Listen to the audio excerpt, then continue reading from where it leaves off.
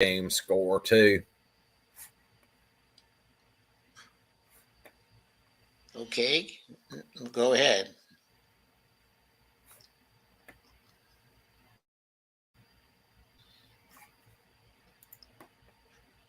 And Holy crap. Ooh, 24-7. Georgia's leading. It's a great night for you then.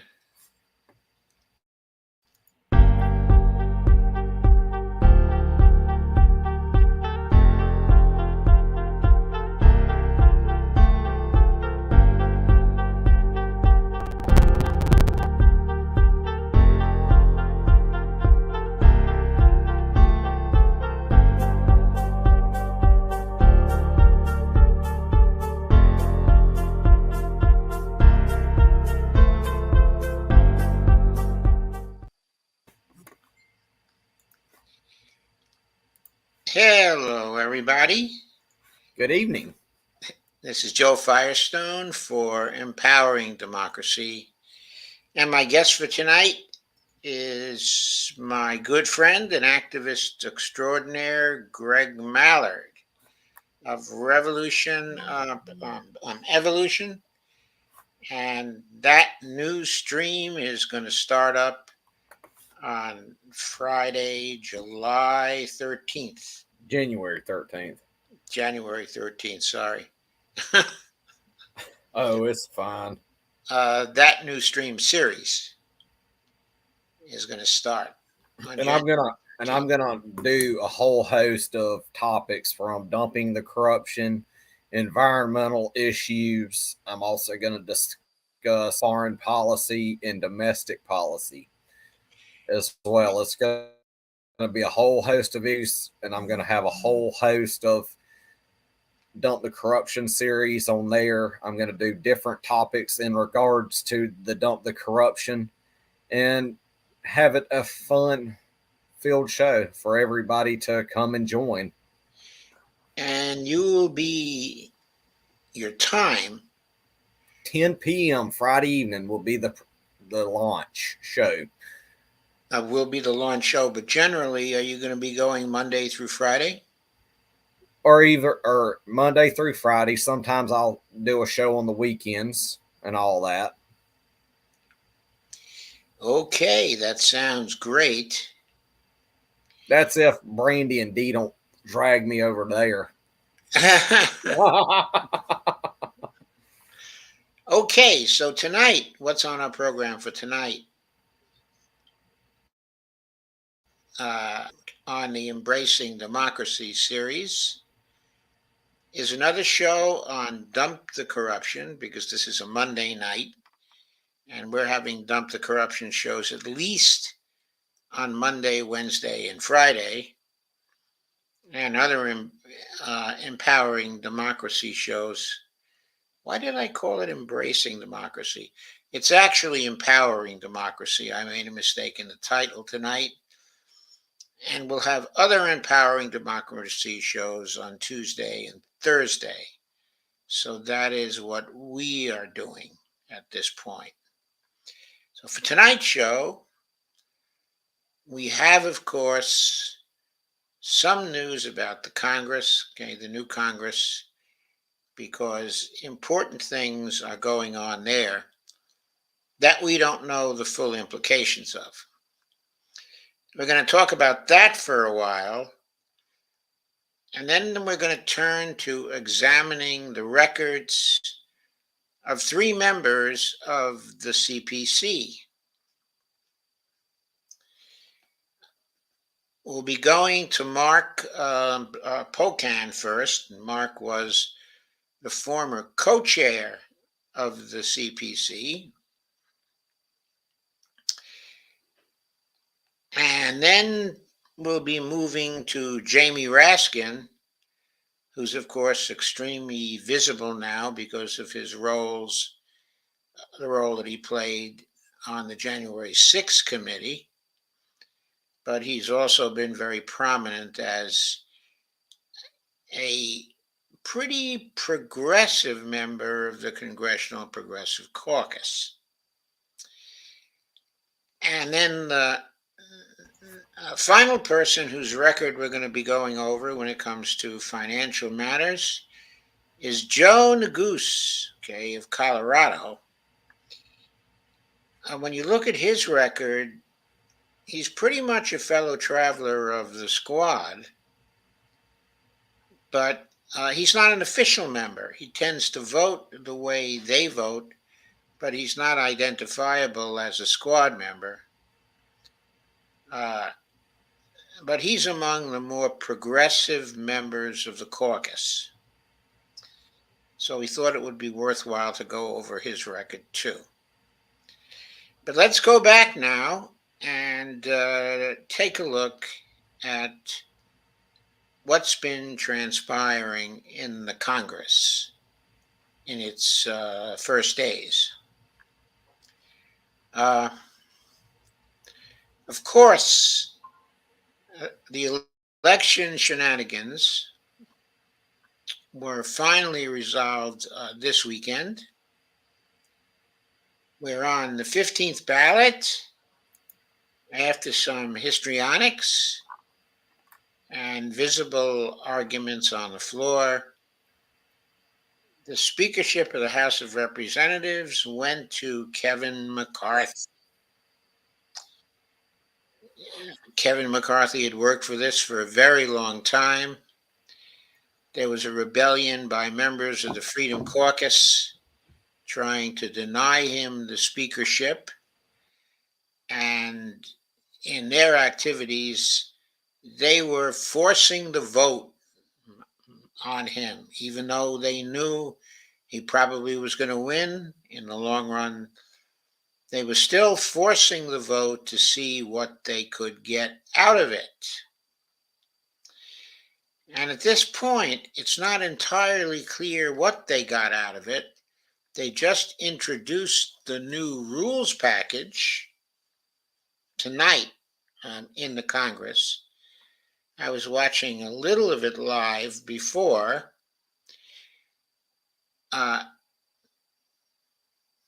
There wasn't a full introduction of the rules package there, though there's going to be a vote on it.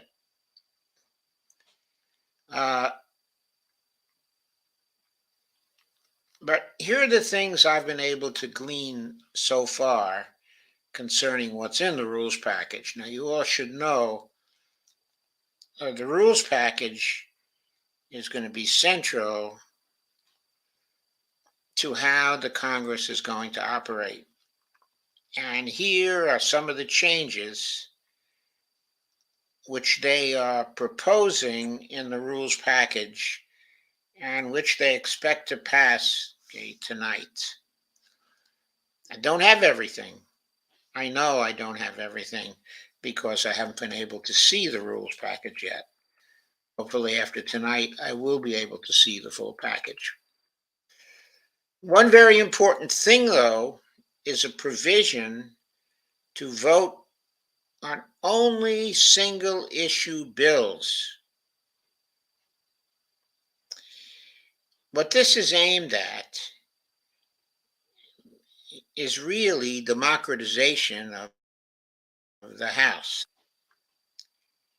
As long as the rules constrain them to do single issue bills, they won't be able to do the omnibus bills that we've been saying that wrap a lot of issues in and wrap a lot of pieces of legislation in to a single bill, where to a great extent, one bill is not related to other parts of the omnibus bill.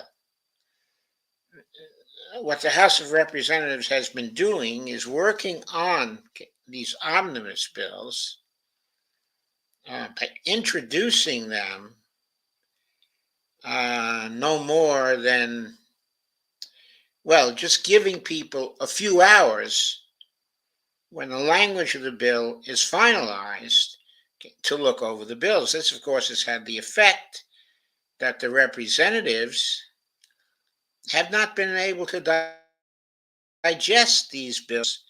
They don't know what they're looking for, but the Speaker of the House has been managing the omnibus bills situation forcing it to the floor and forcing the vote on those bills before anybody understands the full implications of the bill. The single issue bill provision of a new rules package, if it passes, is going to prevent that. It's going to allow people to debate the bills. It's going to allow them to understand what they're debating.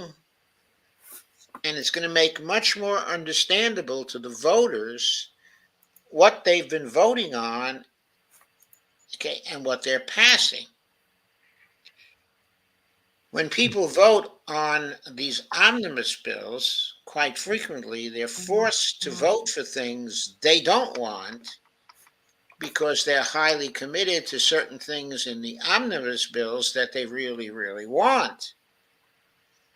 So people are often forced to swallow things they don't like at all because you get these big complex bills which are wrapping in all kinds of things.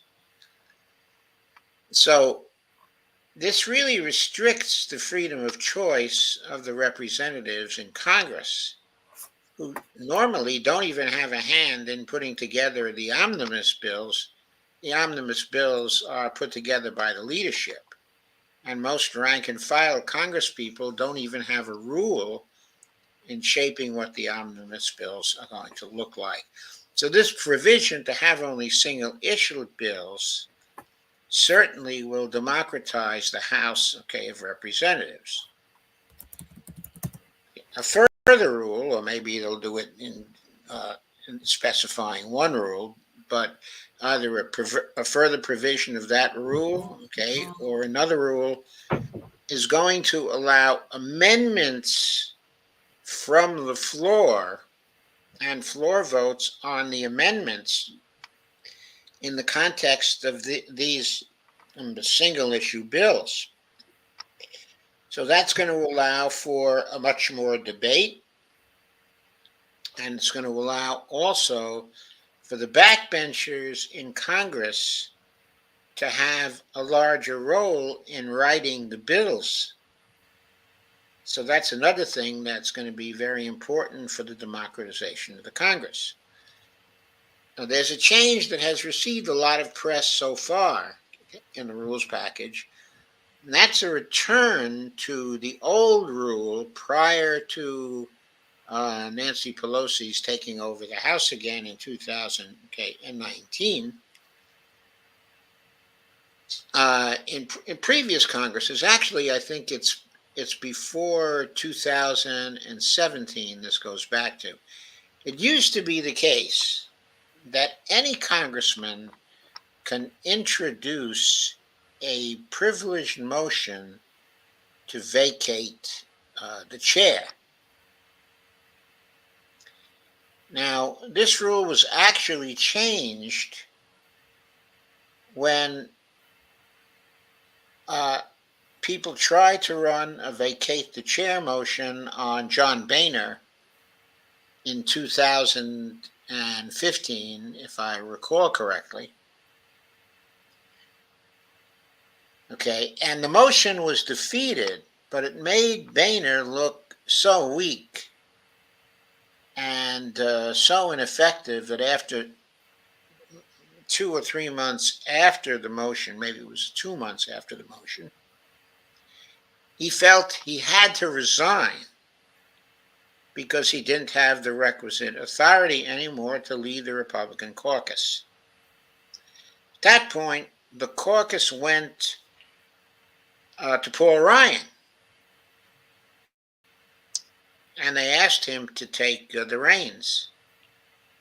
And he said he would, but only on one condition, that they changed the rules about the vacate of the chair motions, okay, only allowing a party caucus or a party conference to actually make that kind of motion, an official party caucus, okay, or party conference. Okay, the Republicans have party conferences, and the Democrats have their caucuses. They're the same things, but the names are different. Okay. Uh, how do we know something is an official party caucus? If it's an official party caucus, it gets funds from the party for its operations, or actually funds from the Congress for its operations. That's how you know something is an official party Congress. I'm sorry, party conference or party caucus. Okay. Uh, when Nancy Pelosi came into power in 2019, she again passed the same new rule that only party caucuses or party conferences could do vacate the chair motions. To be clear, when a vacate the chair motion is brought forward by someone, who's authorized to do it, then since it's a privileged motion, it has to get a floor vote in a specific number of days stated in the rules. So prior to the John Boehner situation, it was possible for any House member to do this. Generally speaking, they did not but do so if the caucus in general was satisfied with the leader. So these vacate the chair motions were very rare. But the fact that they could occur turned out to be a constraint on the speakers, at least for a short time. Okay, so it's unclear to me just how important it will be to go back to a single congressman having the privilege of doing a vacate the chair motion. I should also explain at this point that when a vacate the chair motion is put forward, then a vote takes place on whether the speaker should remain the speaker. If the speaker loses the vote, then everybody has to try to get a new speaker in power.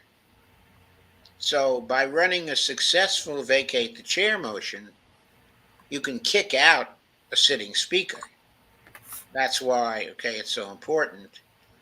But that's also why there have been so few vacate the chair motions in the history of the Congress, in spite of the fact that it was possible until Paul Ryan's time to kick out a congressman by using this kind of motion.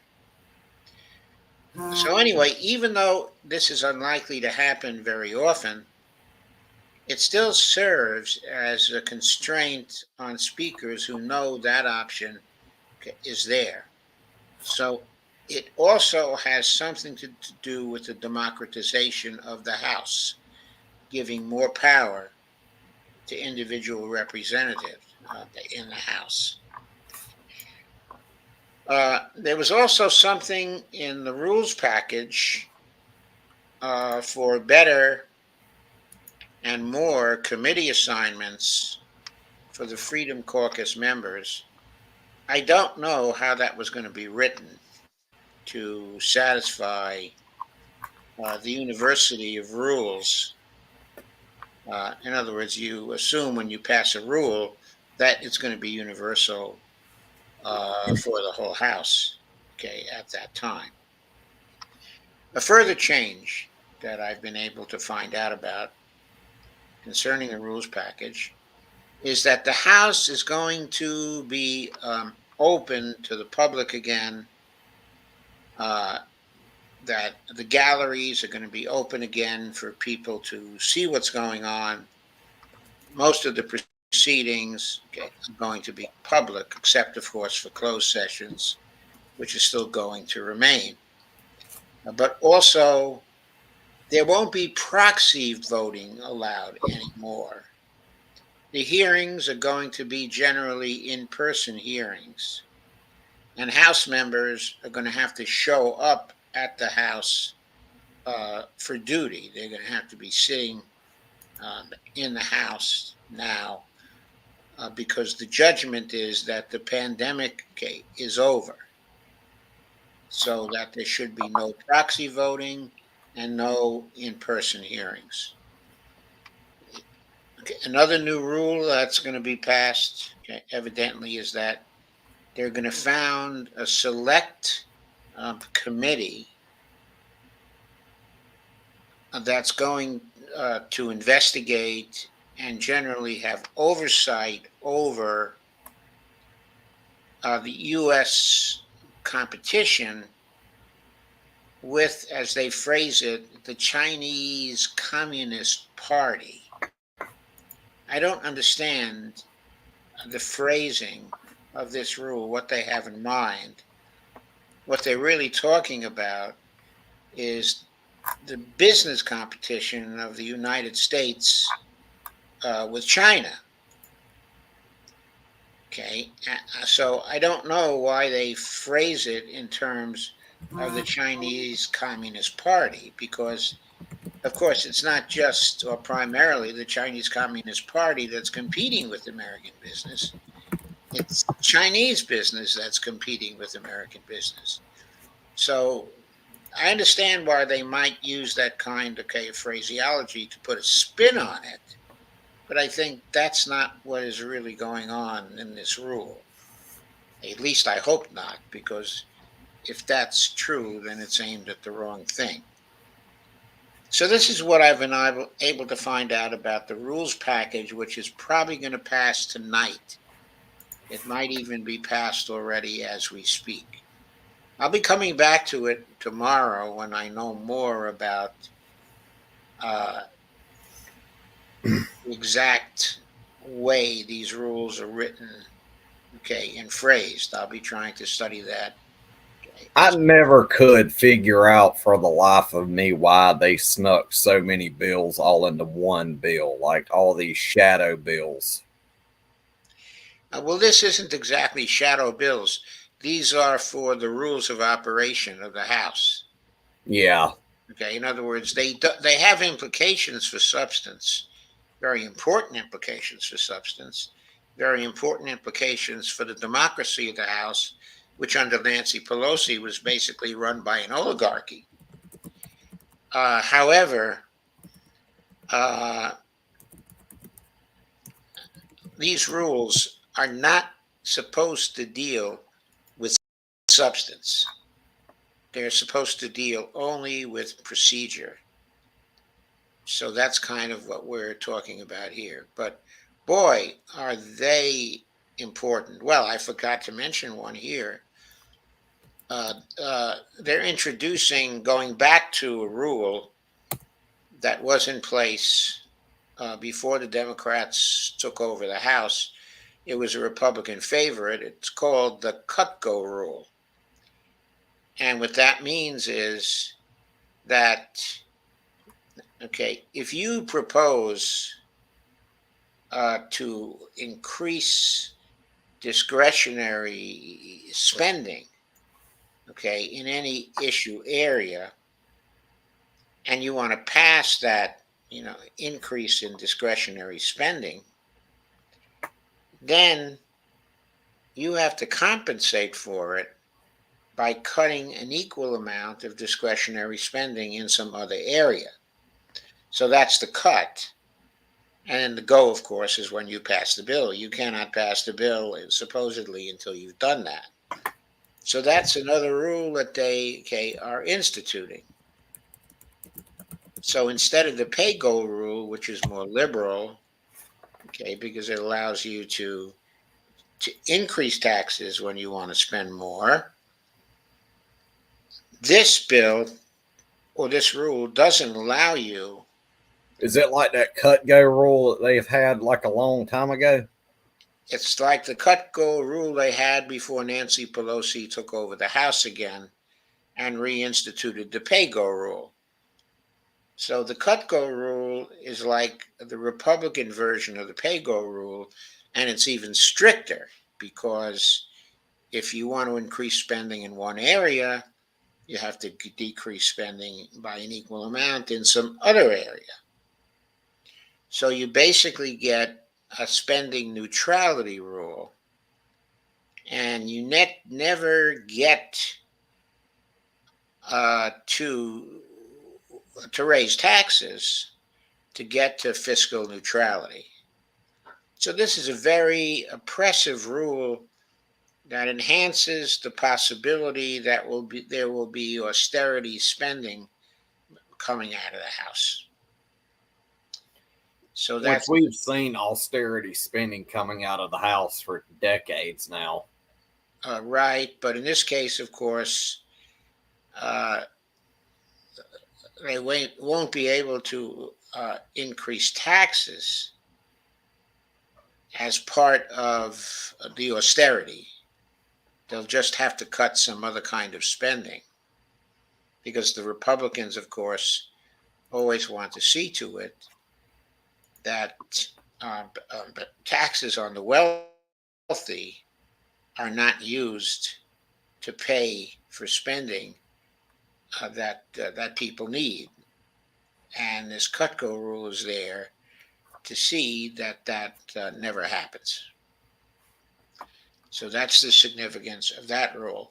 And then a final rule I should mention, of course, is right now what was in play was the Gebhardt rule, which specifically said if you pass a budget resolution and the budget resolution implies that there will be a rise in the debt limit, you're not allowed to have the debt limit automatically increase to accommodate such a predicted increase, okay, in the debt limit. It's not going to be automatic. When you pass the budget resolution, you have to have a vote on that, and then you have to have a separate vote that will authorize the rise in the debt limit that you expect to be needed. So that's another part of the rules package. One thing I think the rules package is supposed to do is to facilitate the deficit terrorist activities that the Republicans plan to engage in okay, as the debt ceiling crisis gets more and more serious as we move on to the end of the fiscal year. That's really when the thing is going to come to a head because the Treasury can make certain special arrangements to not to go months and months without exceeding the debt limit. But by the end of the fiscal year, there's going to be a real crisis, and there's going to have to be an agreement on the rise in the debt limit unless President Biden does something that he has the authority to do, but which he doesn't seem particularly fond of. And that is to have a platinum coin minted so that the proceeds from the platinum coin are used to pay for any deficits, so there doesn't have to be a rise in the debt limit. And not only doesn't there have to be a rise in the debt limit, but the platinum coin could have a face value large enough to actually pay down the debt as it falls due, okay, in any period of time. So if that were done, what would happen is that while the debt limit would stay the same, the gap between the debt limit and the actual debt outstanding at any given time would decrease. I'm sorry. The gap between those two things, okay, I misspoke. There would be the debt limit there, and we'd be paying off the debt using the proceeds of the platinum coin. So at the end of the fiscal year, the gap would be higher than it otherwise would have been. And if you mint a platinum coin that is large enough, then as time passes, the actual gap between the debt limit and the existing debt would become greater and greater, okay, and greater until if you passed a platinum coin with enough face value in it, you would get to a situation where we had zero national debt. Some people on the MMT side are fond of saying that if we got rid of the national debt, there would be no money out there.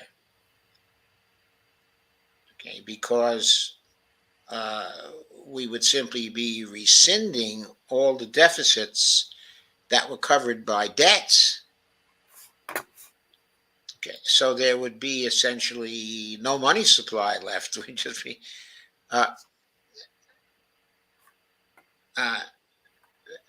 but that is not true, because the only way to pay off the debt is not simply through taxation. It can be done through the minting of platinum coins, okay, as well. So eventually the whole debt could be paid off without reducing the money supply at all. So for some reason, okay, a lot of MMTers who know this very well often forget to mention it when they're talking about debt ceiling crises. I should emphasize here that Joe Biden also doesn't much like the idea, okay, of using the platinum coin. He has never stated his reasons for not liking it, but coming out of the Biden administration, coming out of the Obama administration, he developed a certain preference for not using the platinum coin, but instead having a face down with the Republicans and coming to some agreement, which usually involved constraining some government spending. Not as much as the Republicans would like to constrain it, but some compromise between the amount of spending they wanted to cut and the current level of spending. So in that way, the Democrats always contributed to the austerity because they accepted these compromises with the Republicans, okay, along the way, which always involved spending cuts. So I don't want to see that happen again in this Biden administration, because I know, and you ought to know, that he has the option of minting the platinum coins, and that he should do it rather than accepting Republican hostage taking in the form of debt ceiling crises. So I didn't want to talk about that, but now I want to move to coverage of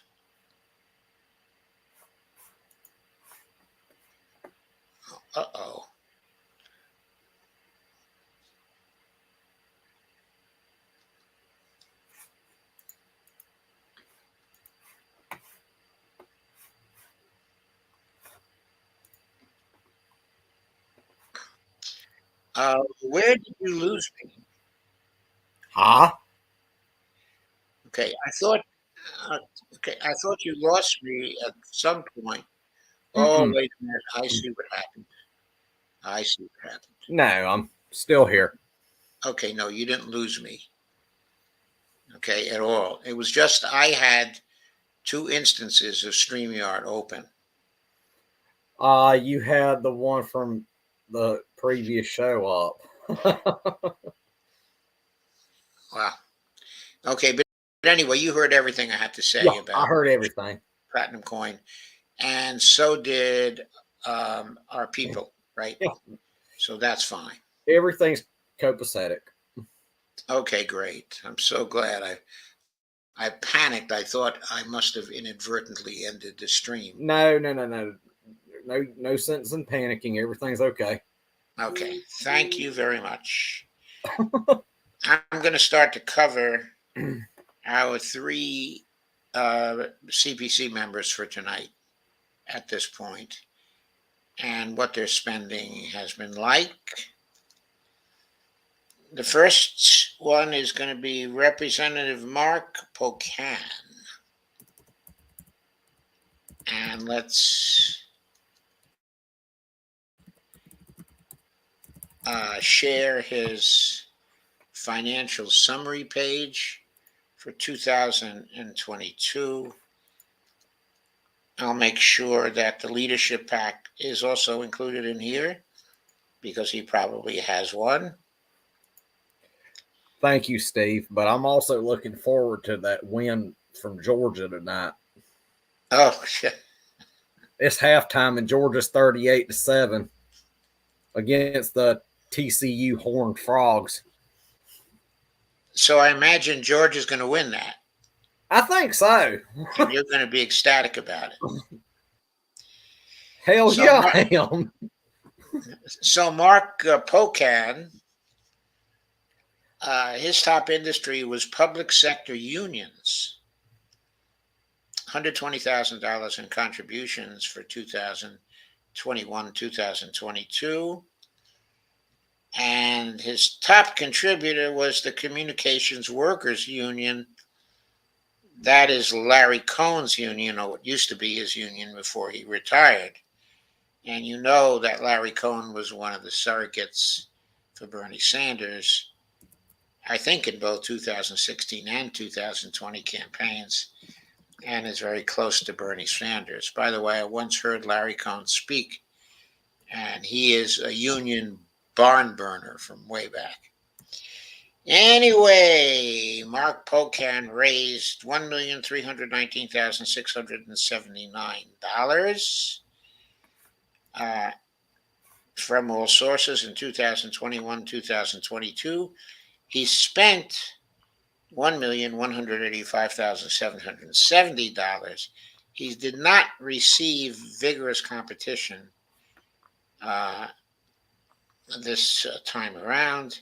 He added to his store of cash. He had cash on hand coming out of the election, $1,047,684, which is a pretty good store of cash for the next time around. Okay, he took a lot of PAC money from unions and associations. The Communications Workers of America gave him $20,000. The Operating Engineers Local 139 gave him $20,000. This is in PAC money. Airline Pilots Association gave him $17,500 in PAC money. Bricklayers Union, $17,500 again in PAC money. The Painters and Allied Traders Union, $17,500,000. And basically, so it went. If you look at the industries themselves, public sector unions, altogether $120,000 in PAC money. Building trade unions, $113,000 in PAC money. Health professionals gave them $83,163 all told. $17,663 from individuals. $65,500 from PACs. He got money from retired people. That was mostly from individuals. $80,716. I guess retired people like me.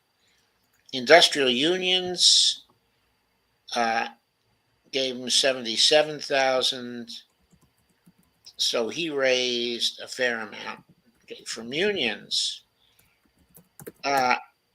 What he raised, though, was far lower than what the average congressperson raised.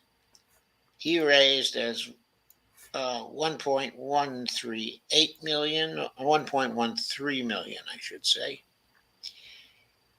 compared to the average congressperson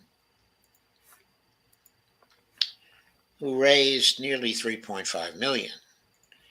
So we should note in terms of total money taken, he took far less of that than other candidates. Let's move on to, of course, by taking PAC money, according to a litmus test, he's already disqualified. If we look at the industries sector, okay, of open secrets, we get some more information. We've actually already gone over most of this because it was specified in a summary, but there were also some industrial unions and transportation unions that gave him substantial funds, and miscellaneous unions that gave him substantial funds. Altogether, those three sectors of the union movement gave him about $120,000. In crop production and basic processing, he raised $27,750, $1,250 from individuals, $26,500 from PACs in that area. He got some real estate money, $25,000, $20,480 from individuals, $5,000 from PACs.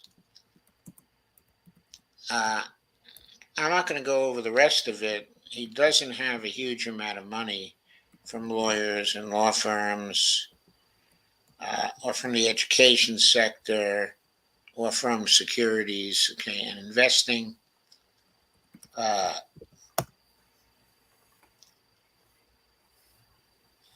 In the renewable energy area, he raised $35 from individuals, but $12,000 from PACs. So I guess that was kind of a notable thing. In beer, wine, and liquor, he got $0 from individuals, but $10,000 from PACs. So let me go on here to another category of his funding. That is the PACs category. And his total money from PACs in 2021 to 22 was $489,900, almost half of the total money he raised. So it's clearly a situation where he was taking PAC money and is dependent on the PAC money for his financing. I'm going to skip now to contributors, see if we have anything there that's informative. He has a leadership PAC, or he received money from a leadership PAC, the Blue Majority PAC. I'm gonna look that up, see what the Blue Majority PAC is. I think that's a party PAC. He got 233,649 grand total contributions that he reported in the current election cycle from individuals of 200 or more. 367 individuals, I guess, were aggregated by the Blue Majority Leadership PAC, and that's where he got the 233,000. So that's where he got the 233,649 from. Yeah, they donated that Blue Majority PAC also donated $5,000 to the CPC PAC. Yeah. So there are a lot of PACs in there. He's very reliant on PACs, as you might say. Very heavily reliant. Yes, let's go to spending and see what he spent on whom. That gives information on the trading of financials that goes on among the people in Congress and the consultants. Top vendors and recipients. The Democratic Congressional Campaign Committee gave him $250,000. Those were basically his dues in 3 payments. Uh, uh, he had a consulting company known as Mothership Strategies. He gave them $173,000. He paid a company called Strategies $100,000, $106. Also, Anger Holzer Braz Consulting, $96,082. NGP Van, we've run up in most of the Congress people we've discussed so far. They give money to NGP Van for data, and Mark Pocan was no exception. He gave them $30,315, which is less than a number of other people we've covered have given to them. Maybe he uses data less. Anyway, Act Blue got $12,305 from his campaign money. Let's see if there's anything else that's notable here.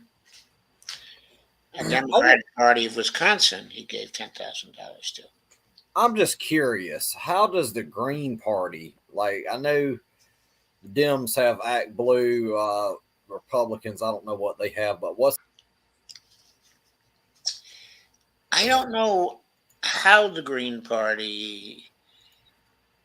I think it must raise most of its money in small contributions, and I think that it has to spend money on consultants, okay, of some kind. If Madeline were here today, she'd probably be able to tell us something about that. I'd be very interested in knowing who the consultants are that the Green Party pays.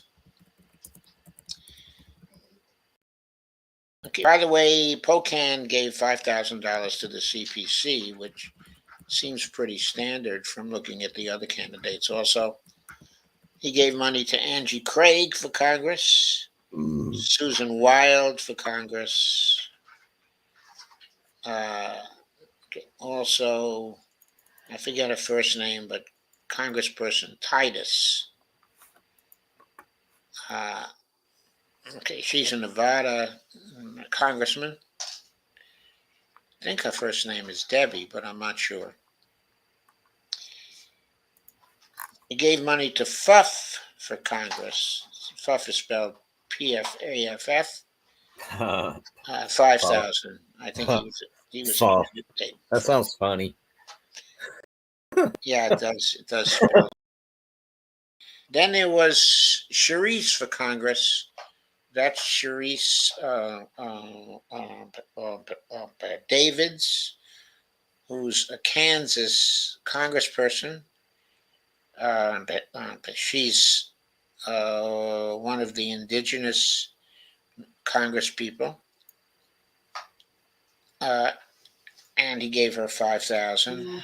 He gave $4,792 to Andy Levin, and spent a small amount on Paragon Payment Solutions.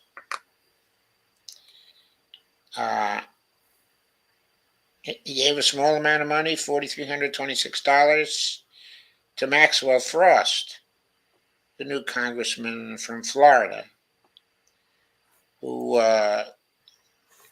started out as an activist for Palestinian rights, and then during his campaign decided to sell out so he could get elected.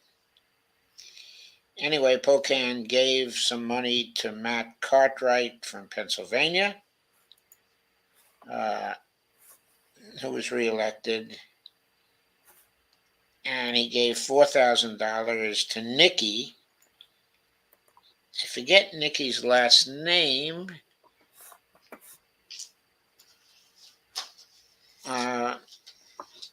Okay, I'm pretty sure she was either a candidate in Texas or a candidate in Florida. Anyway, there's Tony Vargas for Congress and Johanna Hayes. They got $4,000 too. So he gave a lot of individual congressmen to candidates who were running. Eric Sorensen of Illinois, Jamal Bowman of New York, also Marcy Kaptur of Congress. $4,000 contributions, all of that. He gave to Melanie for New Mexico $3,800. He gave $3,712 to the U.S. Postal Service. I guess those were for his mailings. And the campaign got $3,407 from Mark Pocan as an individual. So those were some of the small contributions to various vendors and to other congressmen who were running that he wanted to support. So that gives you an idea of how he spent his money, how he raised his money, and of course, the biggest stain on his record, if you consider it a stain, is that he took a lot of money from PACs. Let us move on to Jamie Raskin. Okay, Jamie Raskin is a congressman from Maryland, the DC metro area. His father was Marcus Raskin, very well-known author in the area of international relations, international politics, and a very noted progressive for many, many years in the DC area. So Jamie, his son, became a lawyer and has been working on the progressive side now for at least 2 terms, if I recall correctly. What happened? I screwed up something here. Let me correct it.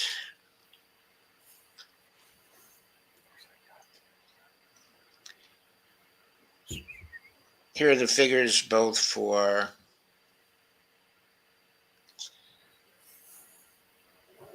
and this is the summary for Jamie Raskin of his funding.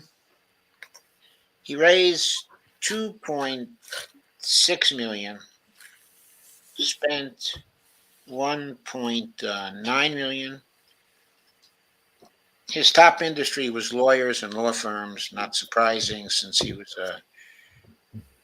a constitutional lawyer himself.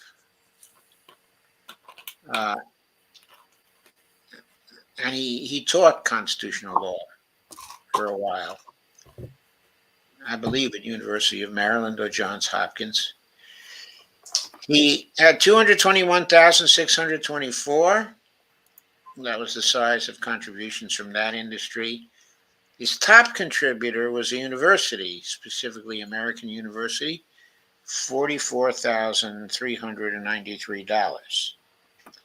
Of course, we recognize by now that the $2.6 million he raised was far below the average for Congress, which this time around was $3.5 million. He spent $1.9 billion. He comes into the next 2 years with $1,393,273 in cash on hand. Fairly strong for a war chest, unless the Republican Party is out to get him. Then he would have to suddenly start raising a lot more. His contributors from places like American University, Georgetown University, the Federal Reserve System, the Promontory Financial Group, from the Urban Alliance, they were all from individuals. No PAC money here.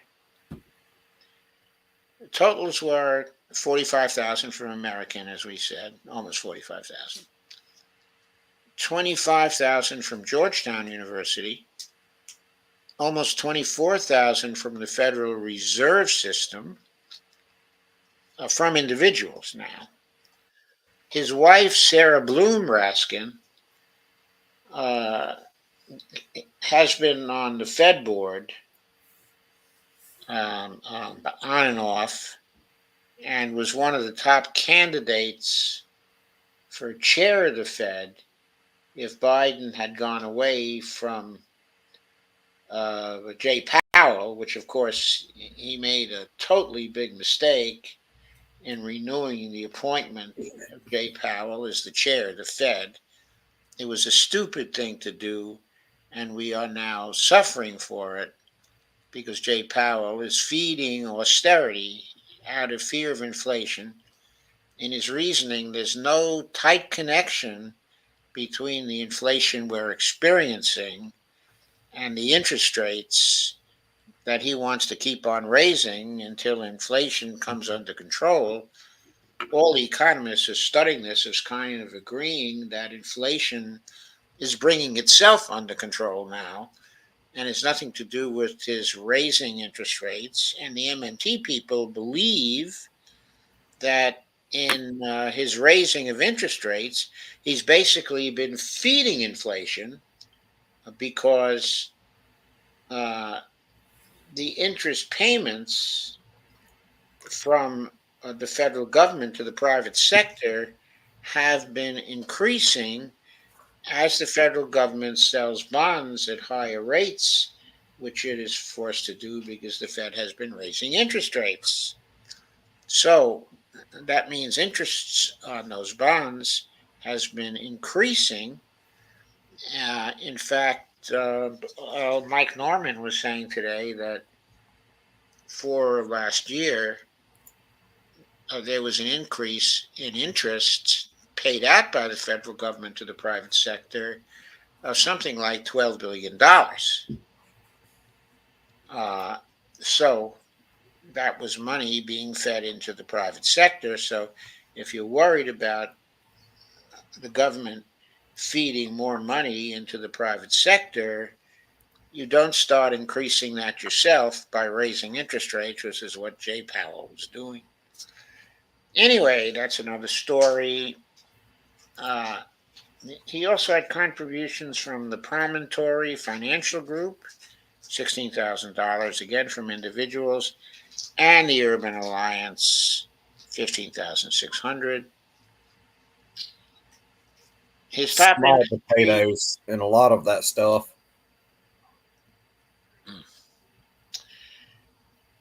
Okay, once again, his top industry was lawyers and law firms. 200,874 of that money came from individuals.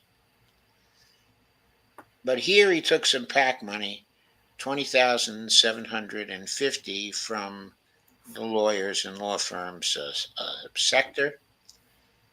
He had 173,000 from the retired sector, no PACs there. He had 133,000 from the education sector. 130,000. No PACs there.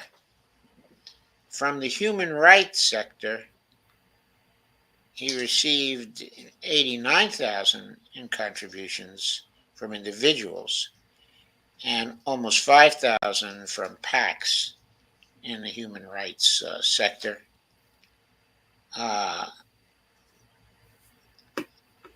It said here that he raised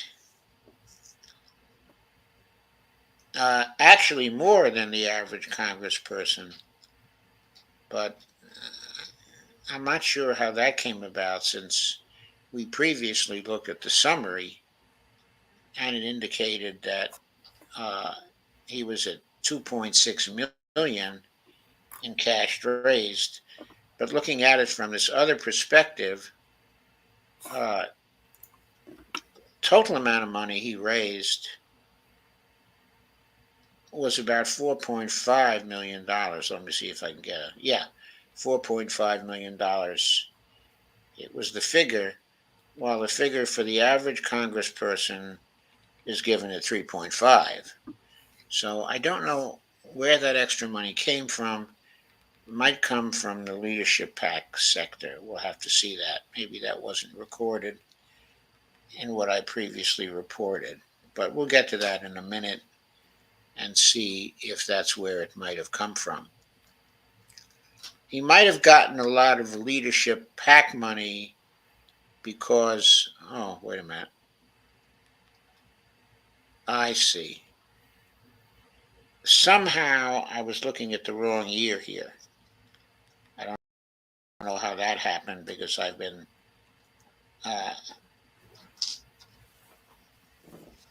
constantly looking at data for 2022, but somehow this slipped through. So how do I? Let's see if I can correct that error now. Yeah, 2022. So that explains it. I was reading from the wrong script earlier for him. So from retired people this time around in the 2022 cycle, he raised $601,054. He did take some PAC money, certainly, because his top contributor was J Street PAC, $41,850. It bears mentioning that J Street PAC has been fighting for Palestinian rights. Okay, it's not entirely against the state of Israel, of course. It's a supporter of the state of Israel, but very opposed to the Israeli actions against the Palestinians. I should add, Jamie Raskin is Jewish himself. Yeah, so, I just found that J Street PAC was established in 2008 as the first ever federal political action committee to explicitly promote American leadership to resolve the Israeli-Palestinian conflict. Yeah. Yes, J Street PAC, in my view, is a good organization. I think it represents the majority opinion of American Jews when it comes to Israel and the Palestinians. Of course, it doesn't have the big money that some of these other PACs do because it's not where the billionaires are putting in their money. Anyway, the amount spent was $2.8 billion in that campaign. This added, of course, to Jamie's cash on hand. He now has $3.2 billion in cash on hand. From the J Street PAC, interestingly, he got $40,350 in individual contributions. His actual PAC contributions from them were only $1,500, which is interesting. He has contributions from a law firm, specifically Bernstein and Lipset. I assume that's a law firm. Sounds like it. $22,100 all from individuals of the law firm. He got substantial contributions from Clinical Care Options. That must be a healthcare industry place. $20,342, no PAC money. Got a contribution from Georgetown University, $17,299. That was from individuals. Again, no PAC money there. He did take some PAC money, as I said before, from lawyers and law firms, about $12,800. Most of what he got from those was from individuals. He took education money of $183,365 from individuals. He had no PAC money there. He got $179,969 from Democratic liberal groups, $161,000 of that from individuals, $9,000 from PACs. He took, he got from pro-Israel groups $129,981, $119,981 from individuals, $10,000 from PACs.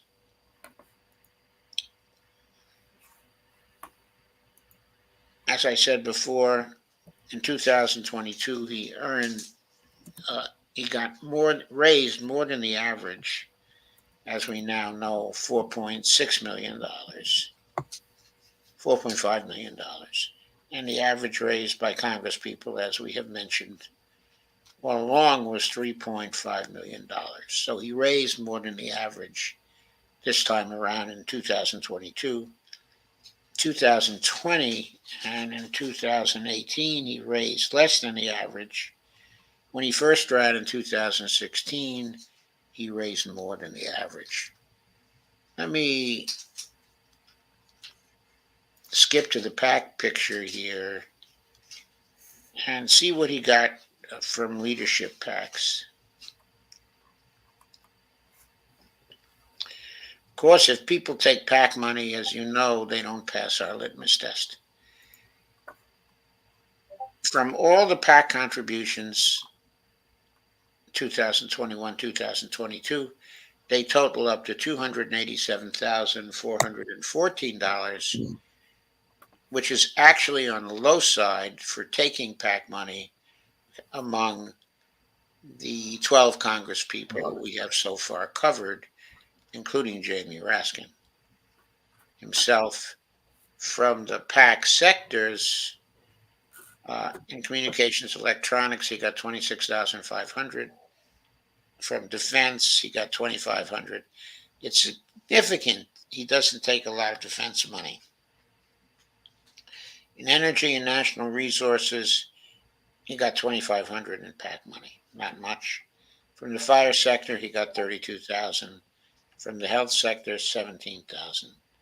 From the lawyers and lobbyists, $12,800, because as we saw before, most of his contributions from them were for individuals. From transportation, he got $5,000 in PAC money. Miscellaneous business, $16,000. $144,000 from labor PACs. So that's a significant amount of money, but it comes from labor. From ideological single issue PACs, he got $28,000, which is not a lot. And from other, he got $1,000.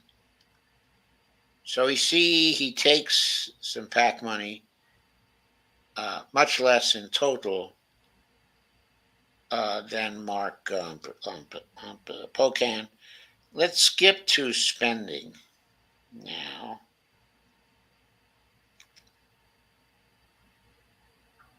And let's see what his pattern is here. He evidently had one major consulting firm known as Blueprint Interactive. He gave them $771,250 in 28 separate payments. He gave $350,000 to the Democratic Congressional Campaign Committee. So he had to pay higher dues than Pocan, who only had to put in $250,000. There were 4 payments for the $350,000.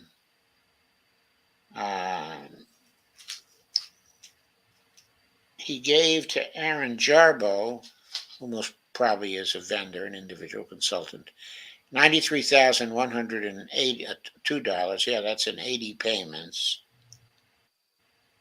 Paychecks, which I guess is a payroll group, he paid 89,754 in 228 payments. To Paya Incorporated, he paid $80,931. The Democratic Party of Maryland, he paid $67,500. That's quite a lot to a state party when we compare it to what other people gave. He must like his state party.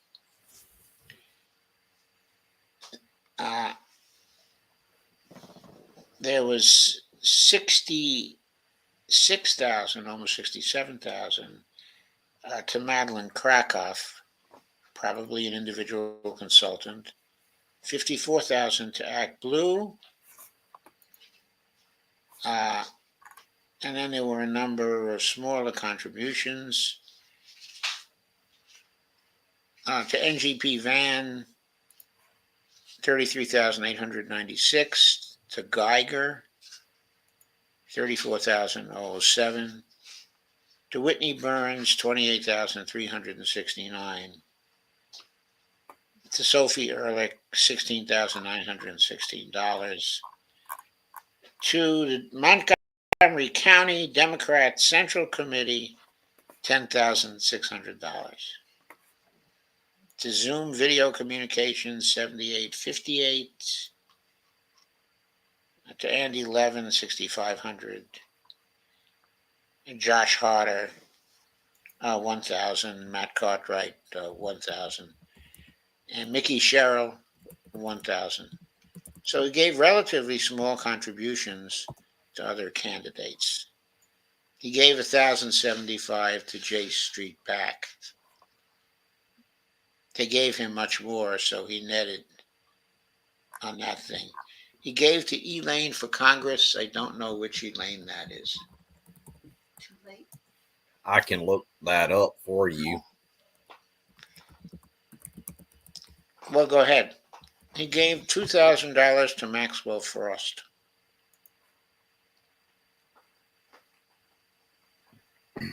That is Congresswoman Elaine Luria. Oh, I should have known that. Elaine Luria. Elaine Luria was on the January 6th committee with him. And she was defeated by a Republican in her race.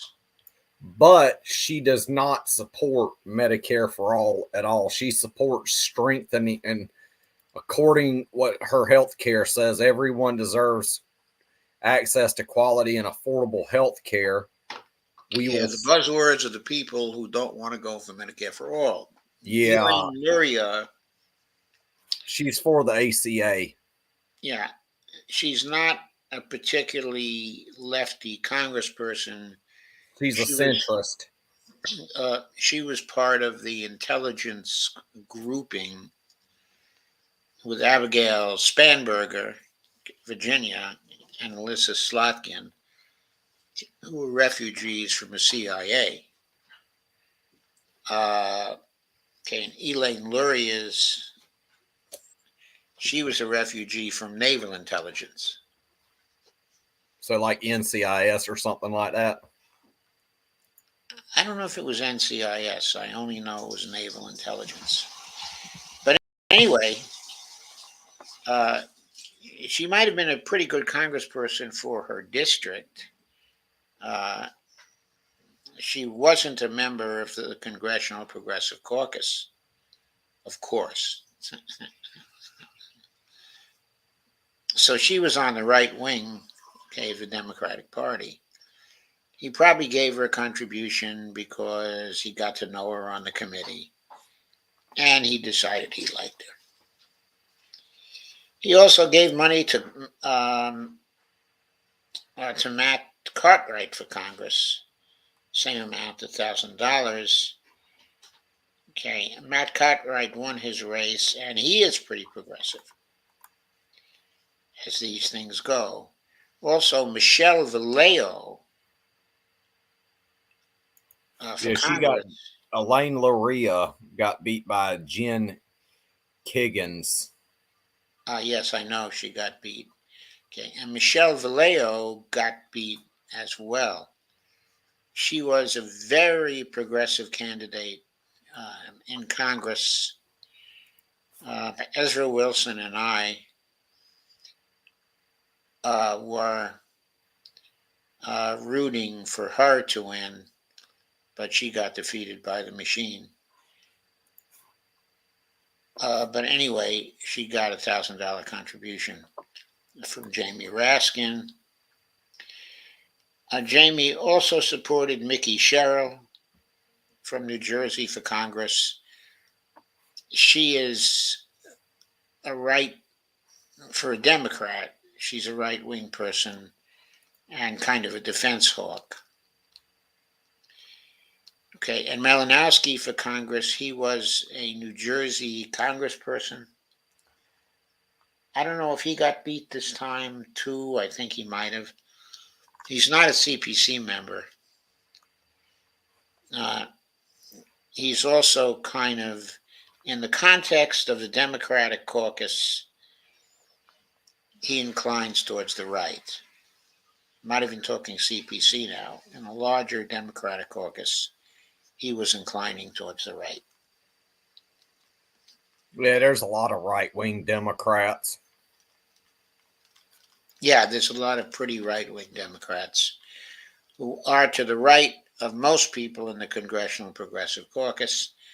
Malinowski was one of those people. I think he lost his race, if I am not mistaken. I think he got outspent greatly by a right-winger. Okay, last one to go over for tonight is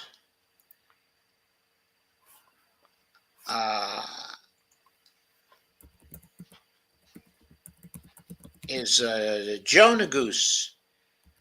I'm actually quite interested in him because he's been a pretty lefty congressman. Let me share his page here.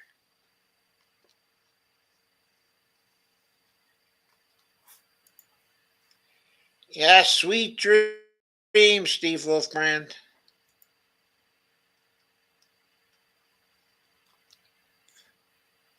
Steve's probably got to get up early tomorrow. He has a really early schedule. So here's Joe Neguse. Here's his campaign finance summary. Another person who got a lot from retired persons. His top contributor was Highland and Hart. Sounds like a law firm to me. He got $201,075 from retired persons. He got $45,450 from Holland and Hart.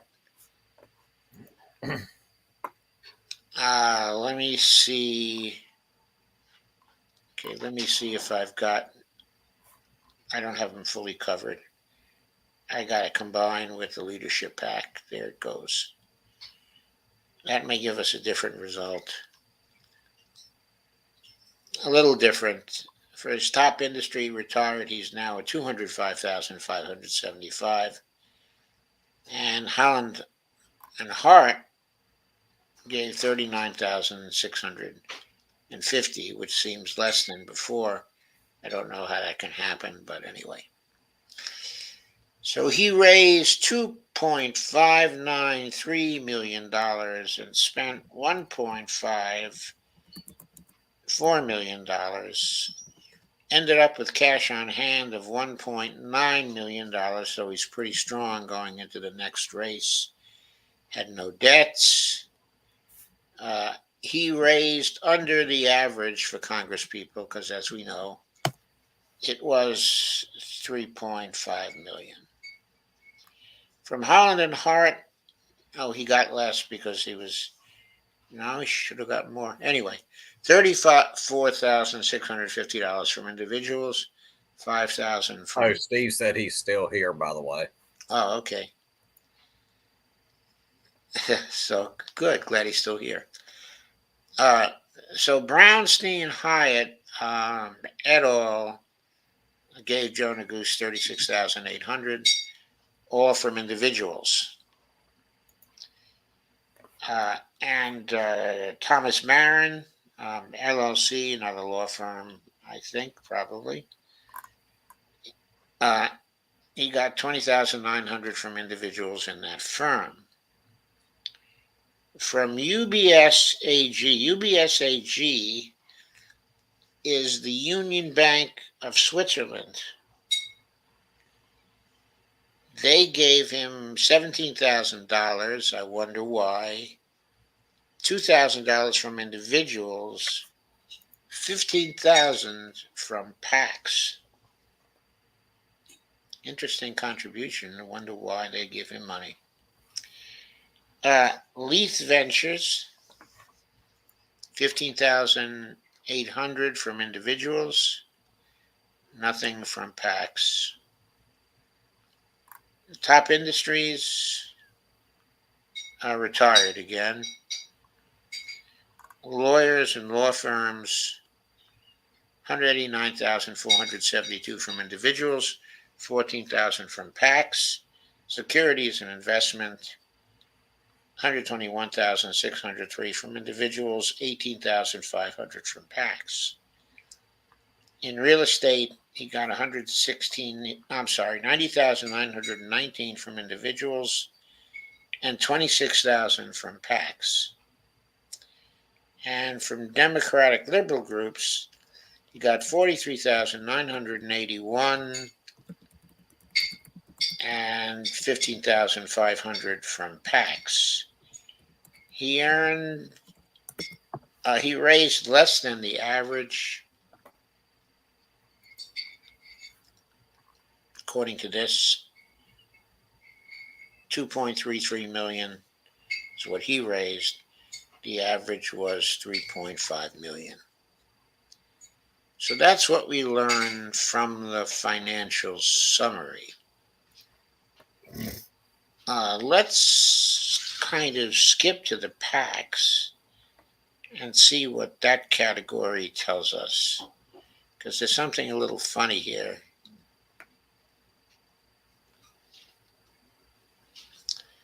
His total PAC contributions from 282 sources were $478,662.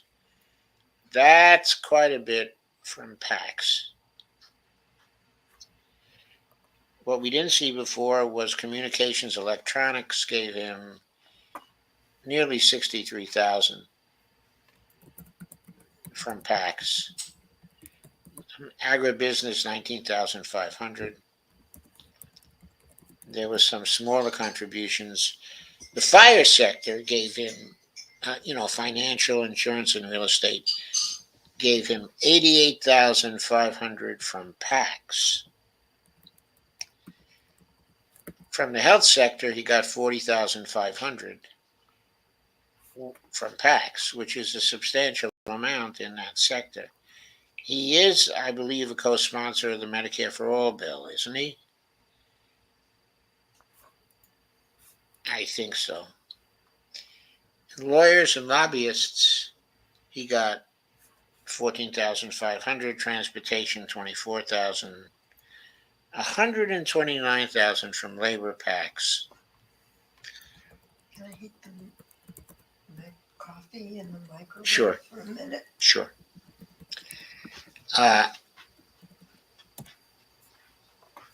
He got $39,262 from ideological single issue groups. So I think that's revealing he takes a substantial amount, of PAC money.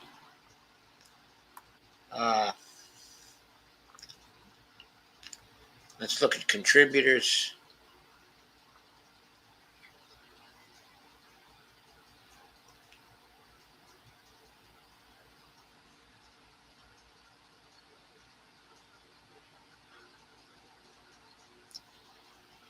He has a leadership pack called the Hope Pack. That pack gathered 1,137,276 in contributions. The number of contributions of 200 or more were 1,242 contributions. So a lot of money came from that particular leadership pack. And that's an unusual amount to get from such a leadership pack for a CPC member. The contributors, his top 20 contributors to his campaign committee were Holland and Hart. We went over that earlier. Brownstein Hyatt. The Dish Network, 11,600 from individuals, 3,400 from PACs.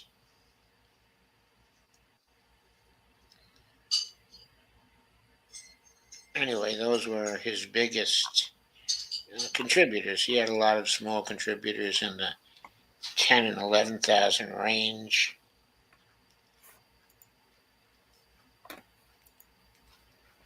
Got 10,000 from KPMG, 10,000 from the International Brotherhood of Electrical Workers. Those were PAC contributions. 10,000 from the Progressive Turnout Project. 10,000 from American Crystal Sugar. So that kind of showed more in PAC activity. Moving to his spending.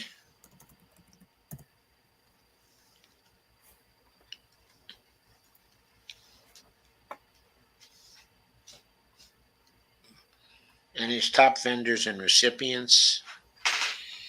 He gave $450,000 to the Democratic Congressional Campaign Committee. That's a lot, and it's also significant because, of course, the DCCC is basically collecting this money from the progressive candidates and redistributing it to non-progressive candidates. That's what's going on here when you see big contributions to the DCCC and you don't see contributions coming from the DCCC, as you don't in these cases.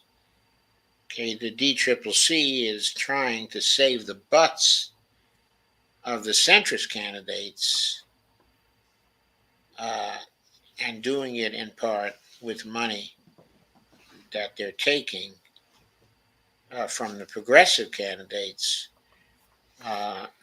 in a manner which is not really entirely voluntary. They're basically gathering dues to some degree from the progressive candidates. So in a way, they're using all that money to rig elections against progressives. Yeah, there's a lot of that's going on. And by giving them so much, Joe Neguse is he's running counterproductive to his own interests. Now, he may have done this because he was running for the policy chair of a Democratic Party caucus. He was beaten by Peter Aquilar, of California. I think he's from California, who I think had gotten close to Hakeem Jeffries. So the support of Nancy Pelosi and Hakeem Jeffries went to Peter Aguilar in preference to the more progressive Joe Neguse. In comparing those two, there's no question who is the more progressive candidate for policy chair.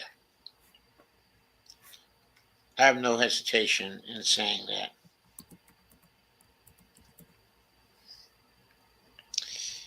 So Joe also gave some money to other candidates.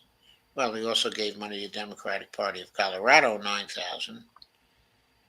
But he gave money to Jared Golden, of Maine, who is not a particularly progressive candidate.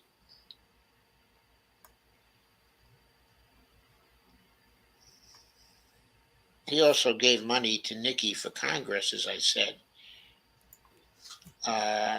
She was a progressive candidate. He gave $2,000 to Titus for Congress. She was pretty centrist Democrat, is a pretty centrist Democrat. And for Kathy Castor for Congress, she's a Florida congressperson who is not very progressive. He gave $1,000 to her. He also gave $1,000 to Chris DeLuzio from Pennsylvania, who is pretty progressive and, generally speaking, a labor union candidate. Won his race pretty substantially. He gave $1,000 to Chris Pappas for Congress. I don't know whether Pappas won. I wasn't attuned to his race, whereas I was following Chris DeLuzio in the run-up to the last race.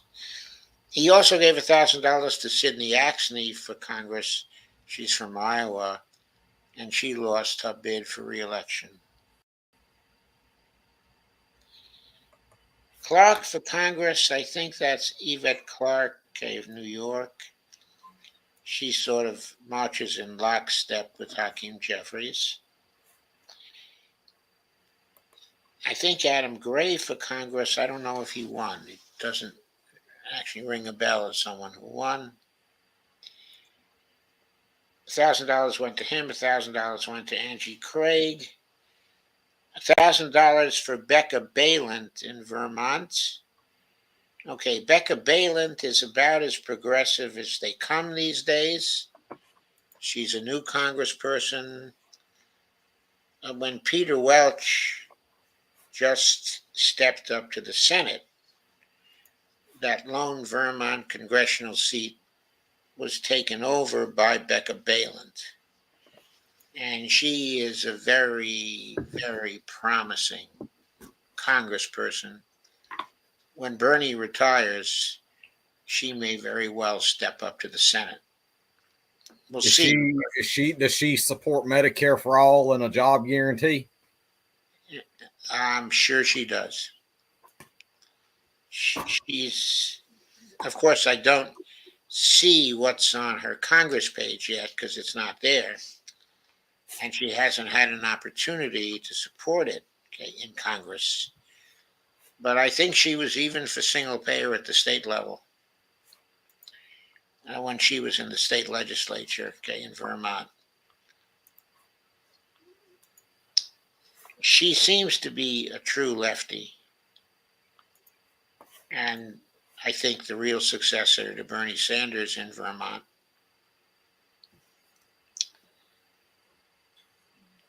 Jeff Jackson for Congress. He's the newly elected leader of their new 14th congressional district. Oh, the 14th congressional district where? In North Carolina. In North Carolina. Do you know of him? He originally ran for the U.S. Senate in the primary against Sherry Beasley, but he and other Democrats dropped out, coalesced their support around Sherry Beasley, who still lost the U.S. Senate race, but he went on to run for Congress in the newly formed 14th Congressional District in North Carolina and won.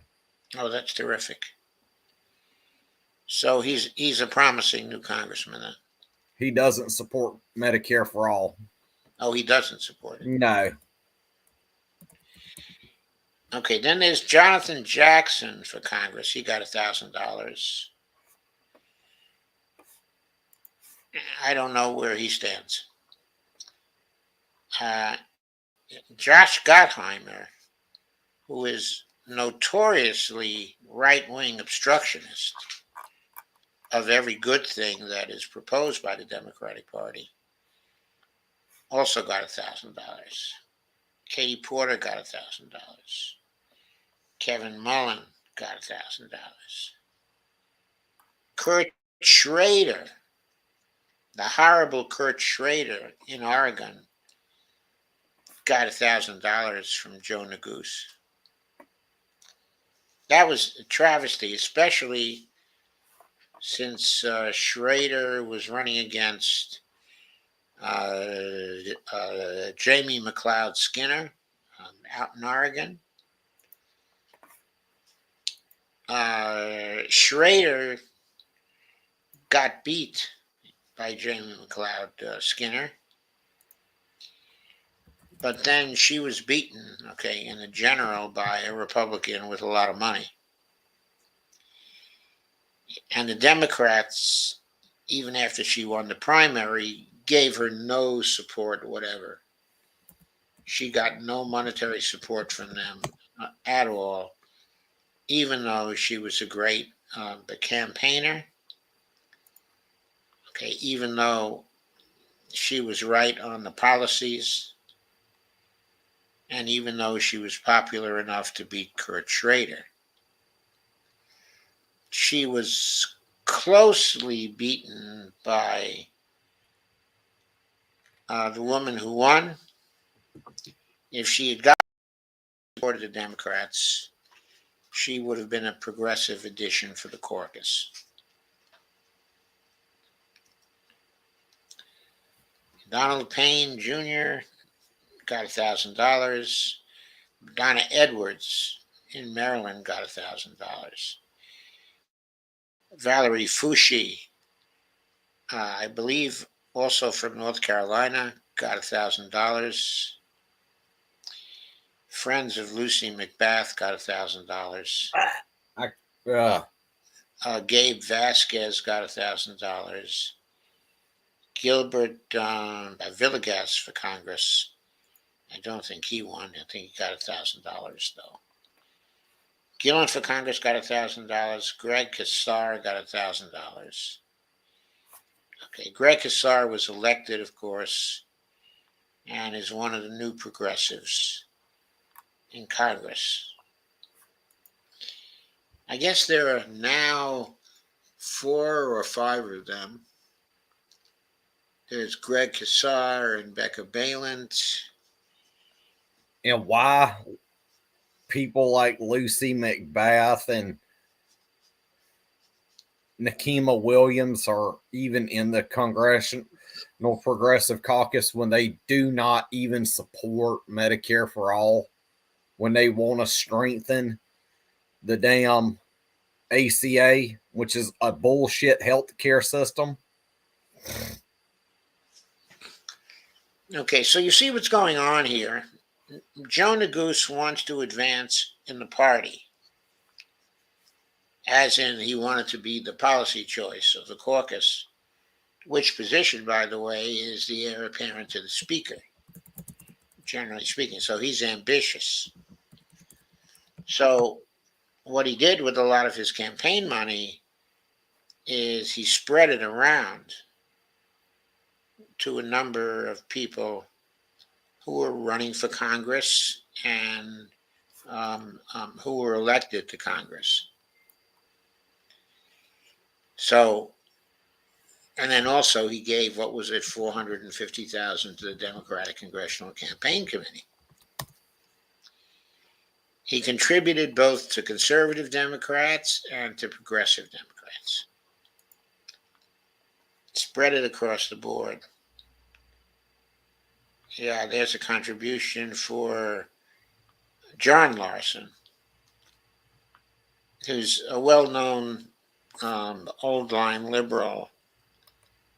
in Congress.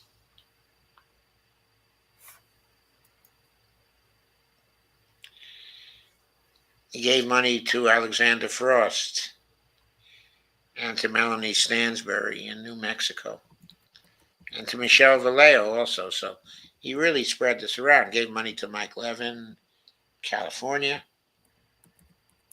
Let's see if he gave anything to Andy Levin in Michigan.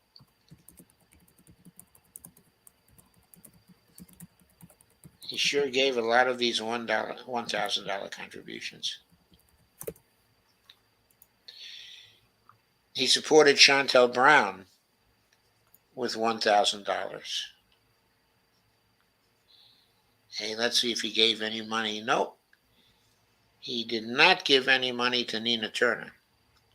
Surprise, surprise. But he did give $1,000 to Chantel Brown. So there's Joe Neguse. He's a PAC man. He's very political. He is immersed in the financial games to some extent. He doesn't pass the litmus test. Not at all. So we had 3 more people who failed the litmus test tonight.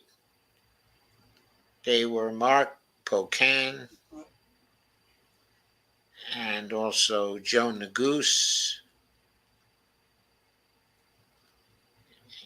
and Jamie Raskin.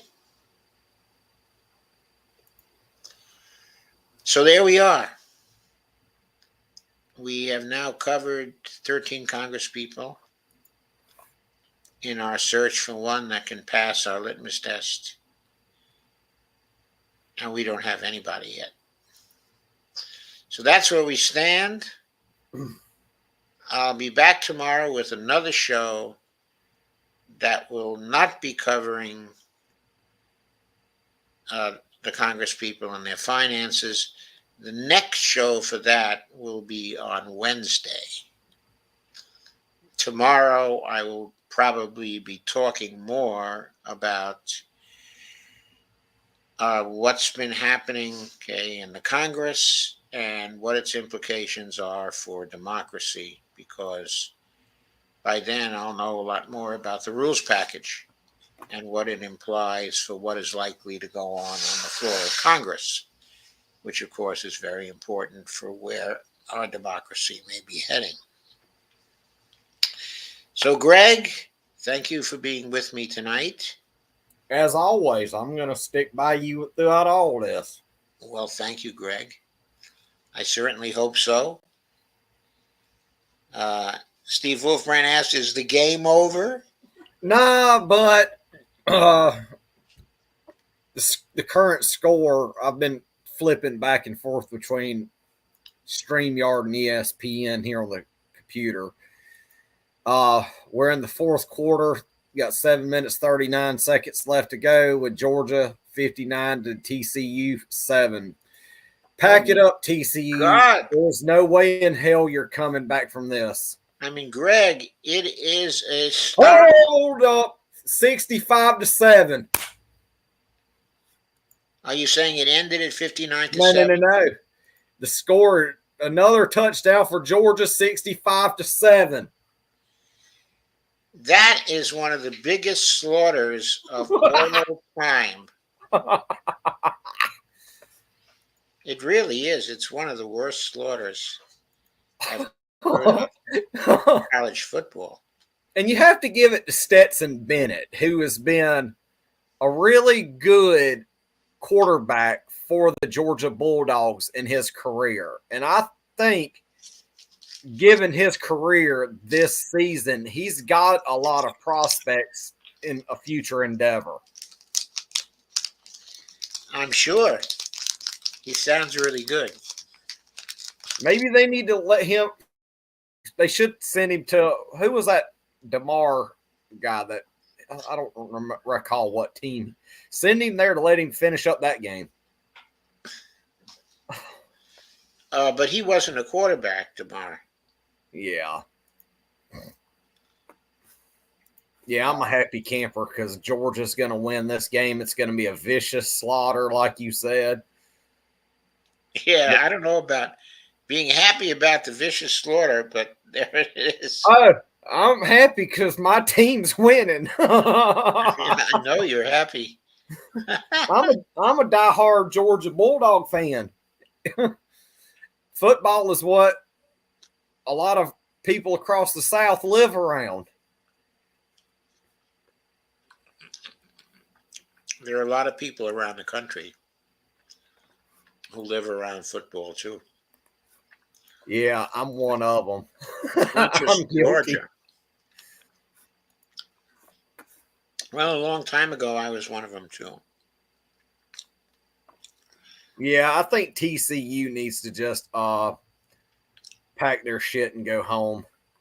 I mean, there's no way that they're going to come out of this game with a win. I mean, Oh yeah, given how there's 7 minutes and 23 seconds left in the fourth, nah. yeah. Georgia should be putting in the third string now, Oh yeah, but give them some playoff time. yeah. I've got it. I've been flipping back and forth all night.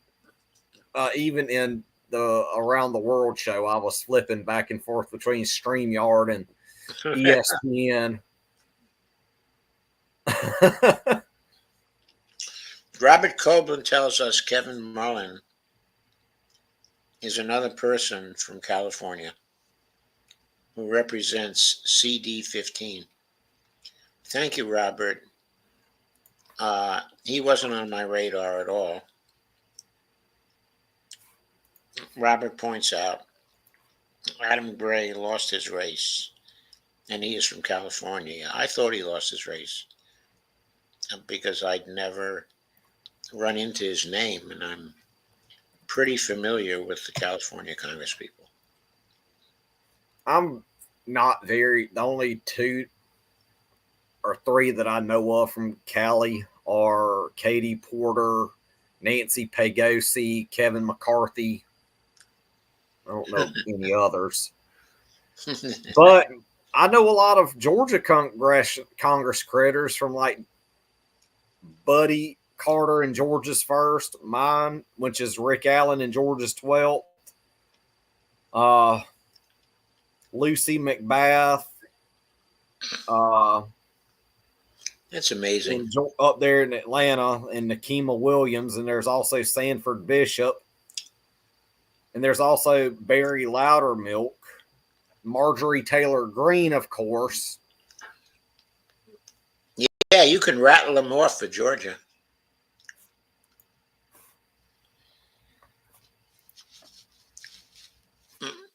Who was the one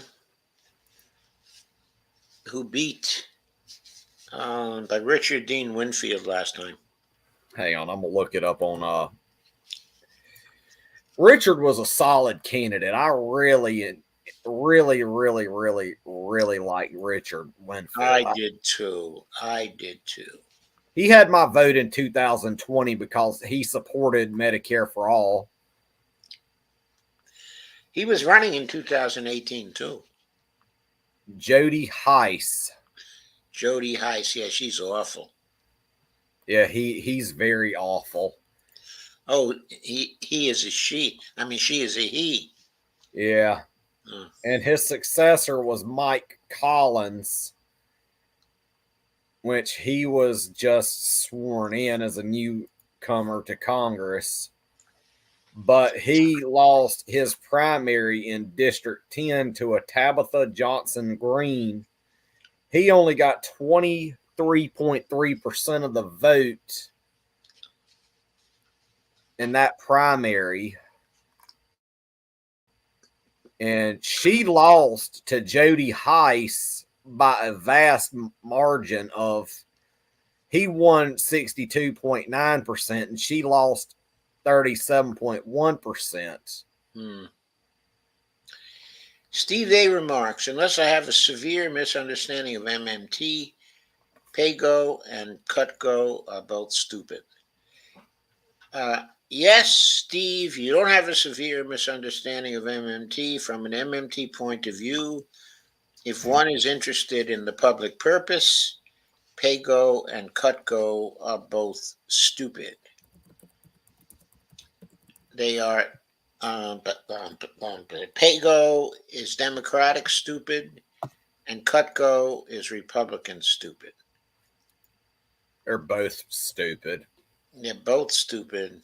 In my opinion, when it comes to the talks of the debt, I think we need to eliminate the debt ceiling at all.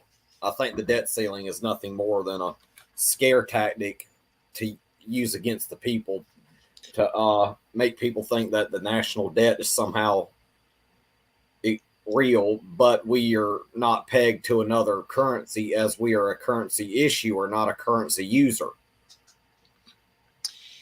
Yes, I agree, but I think rather than repealing the debt ceiling, now don't get me wrong, I'll be real happy if they repeal the debt ceiling.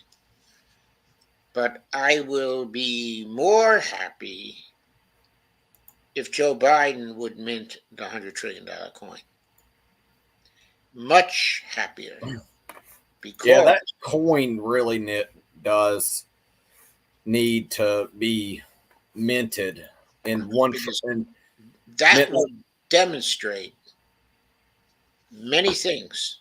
First, it would demonstrate to people that the federal government is the currency issuer and is the source of all their money other than bank money.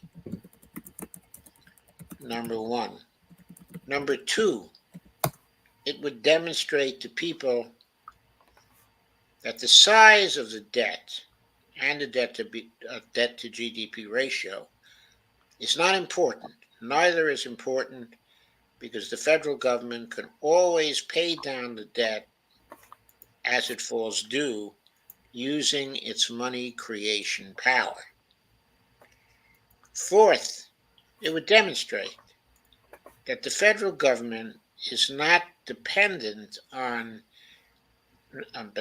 tax revenue. Now, it would not demonstrate the point that the tax revenue is actually destroyed in settlement, but it would demonstrate the point that the federal government can do all it wants to do without worrying about having their tax revenue. And fifth, it would demonstrate to the people year after year after year that the debt of the United States is getting smaller and smaller and smaller because the federal government is paying it off with the proceeds from the platinum coin. Steve So Wolf it demonstrates all kinds of political lessons to people. I'm not so worried about the economic lessons that it demonstrates to people. I'm more the political lessons that it demonstrates to people. Just getting rid of the debt ceiling doesn't demonstrate any political lessons to people. It might demonstrate some economic lessons to people, but it doesn't do anything for politics. And even though I'm a big MMT person, I'm a political scientist. I'm worried about the political lessons that people learn.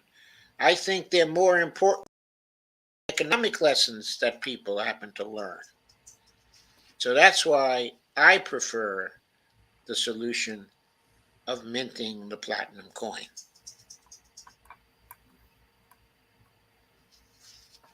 Anyway. Man, old Kirby Smart. Oh, man, he's got a smug look on his face right now. Who has? Georgia's head coach, Kirby Smart.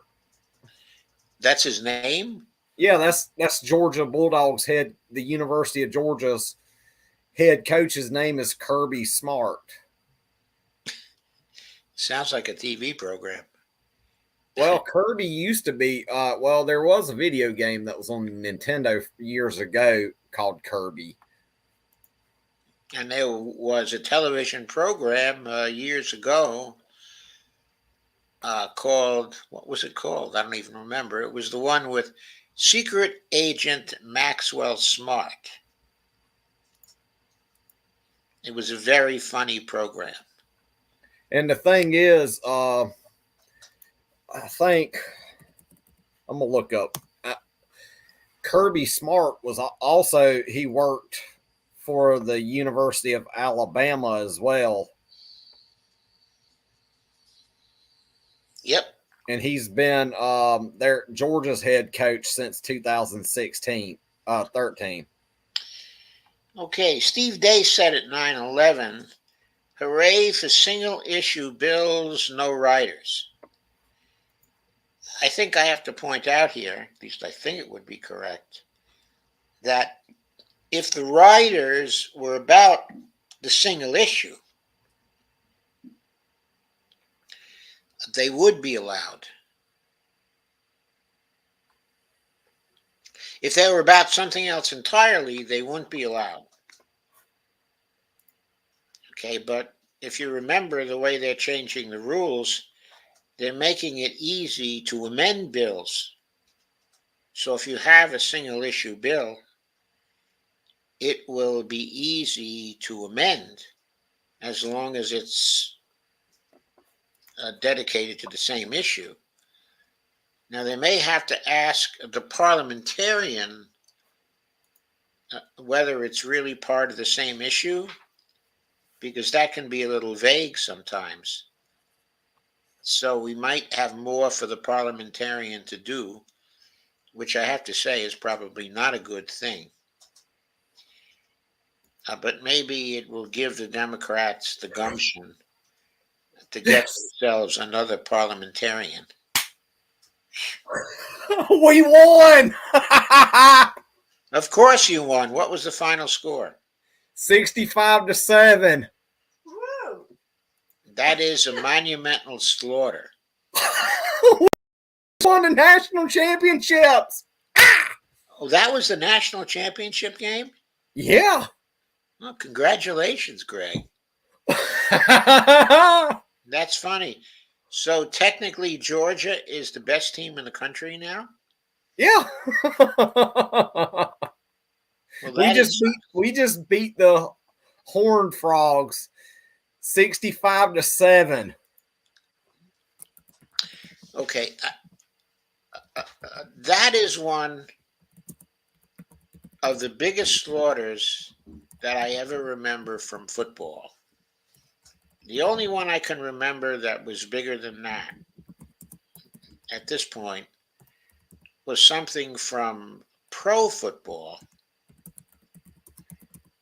I think it was in the 1940s. But the Washington Redskins were beaten by the Chicago Bears at that time in one game, 73-0. That was also in the time of Sammy Baugh,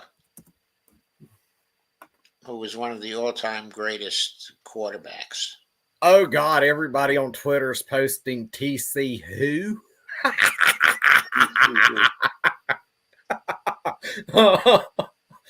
Oh, I bet those people that jumped on TCU's bandwagon are feeling very stupid about now. Did anybody predict that TCU was going to lose by a large amount? I have no idea.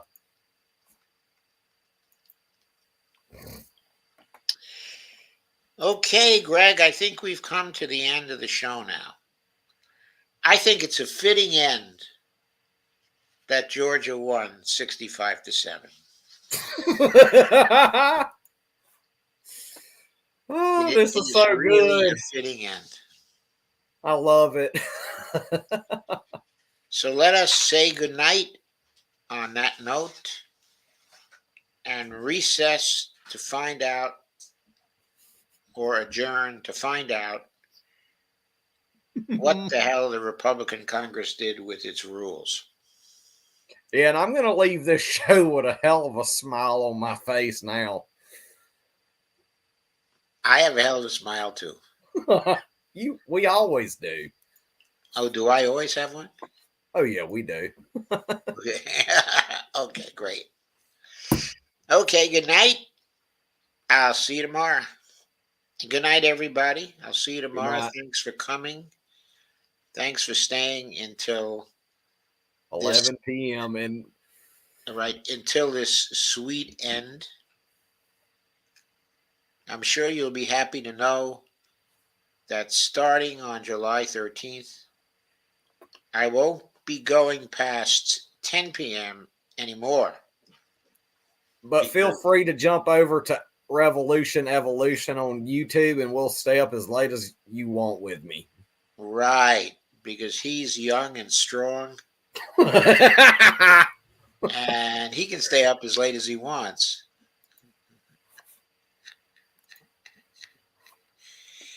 Okay, Greg, thanks again. Oh, you're welcome. Y'all have a great night. And Take care, Bonnie. Thanks for the fun. Night. And Bonnie's having a good time too. I think you're great. I think he will miss that.